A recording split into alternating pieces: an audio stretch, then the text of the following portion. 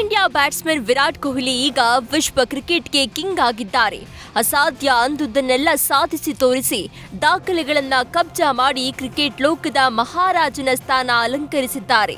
ವಿಶ್ವದ ಮೂಲೆ ಮೂಲೆಯಲ್ಲೂ ಅಭಿಮಾನಿಗಳನ್ನ ಸಂಪಾದಿಸಿರೋ ಕೊಹ್ಲಿ ವಿಶ್ವ ಕ್ರಿಕೆಟ್ ಕಂಡ ಲೆಜೆಂಡ್ಗಳ ಲಿಸ್ಟ್ನಲ್ಲಿ ಗುರುತಿಸಿಕೊಂಡಿದ್ದಾರೆ. ಇದೇ ಕೊಹ್ಲಿ ಟೀಂ ಇಂಡಿಯಾಗೆ ಎಂಟ್ರಿ ಕೊಟ್ಟ ಸಂದರ್ಭದಲ್ಲಿ ಯಾರೊಬ್ಬರೂ ಕೂಡ ಕೊಹ್ಲಿ ಇಂಥ ಸಾಧಕ ಆಗ್ತಾನೆ ಅಂತ ಊಹಿಸಿರಲಿಲ್ವಂತೆ. ನಾಯಕನಾಗಿ ಭಾರತಕ್ಕೆ ಅಂಡರ್-19 ವಿಶ್ವಕಪ್ ಗೆಲ್ಲಿಸಿಕೊಟ್ಟ ಬೆನ್ನಲ್ಲೇ ಕೊಹ್ಲಿಗೆ ಐಪಿಎಲ್ನಲ್ಲಿ ಜಾಕ್ಪಾಟ್ ಹೊಡೆದಿತ್ತು. ಆ ಬಳಿಕ ಟೀಂ ಇಂಡಿಯಾಗೂ ಎಂಟ್ರಿ ಕೊಟ್ರು.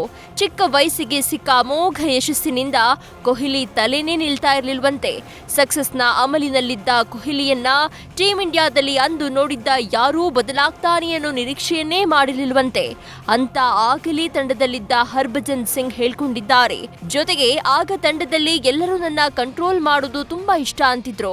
ಆದ್ರೆ ಕೊಹ್ಲಿ ನನಗಿಂತ 2 ಪಟ್ಟು ಹೆಚ್ಚಿದ್ರು ಅಂತ, ಕೊಹ್ಲಿ ಈ ಮಟ್ಟಿಗೆ ಬದಲಾಗ್ತಾರೆ ಅಂತ ಯಾರೂ ನಿರೀಕ್ಷಿಸಿರಲಿಲ್ಲ ಅಂತ ಹರ್ಭಜನ್ ಹೇಳ್ಕೊಂಡಿದ್ದಾರೆ.